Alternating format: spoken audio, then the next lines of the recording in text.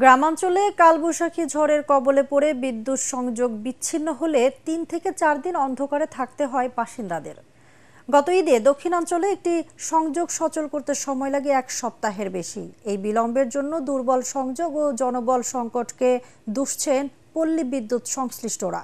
তারা বলছেন, এবারের ঈদেও কালবৈশাখীর আশঙ্কা থাকায় সংযোগ বিচ্ছিন্ন হলে বিড়ম্বনা পোহাতে হতে পারে স্থানীয়দের, পাশাপাশি শহর থেকে পরিবার পরিজন নিয়ে ঈদ করতে গ্রামে যাওয়া মানুষদের।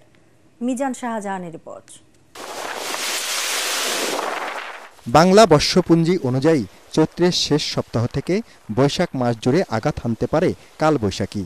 এ সময় বিদ্যুতের তারের উপর গাছ পড়ে বিচ্ছিন্ন হয়ে যায় বিদ্যুৎ সংযোগ।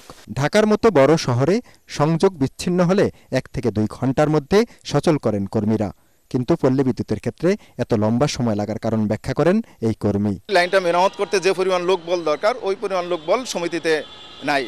তো আর শহরের যে লাইনটা আছে, এটাতে লাইনটা থাকে স্ট্যান্ডার্ড এবং মানগুলা কোয়ালিটি সম্পন্ন এবং গাছপালা কম থাকে।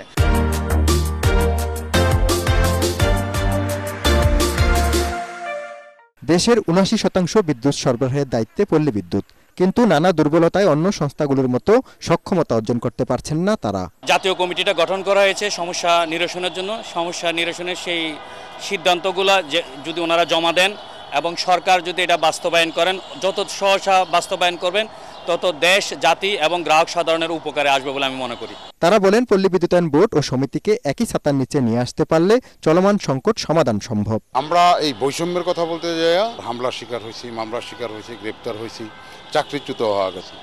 তো আমি এই বিষয়ে সরকার বাহাদুরের কাছে বিনীতভাবে অনুরোধ করব বিষয়গুলি পুনর্বিবেচনা করার জন্য। গ্রাহকরা বলেন, শতভাগ বিদ্যুতায়নের কৃতিত্ব নিয়ে বসে থাকলে হবে না, গ্রাম শহরের বৈষম্য দূর করে নিরবচ্ছিন্ন বিদ্যুৎ সরবরাহ নিশ্চিত করতে হবে সরকারকে।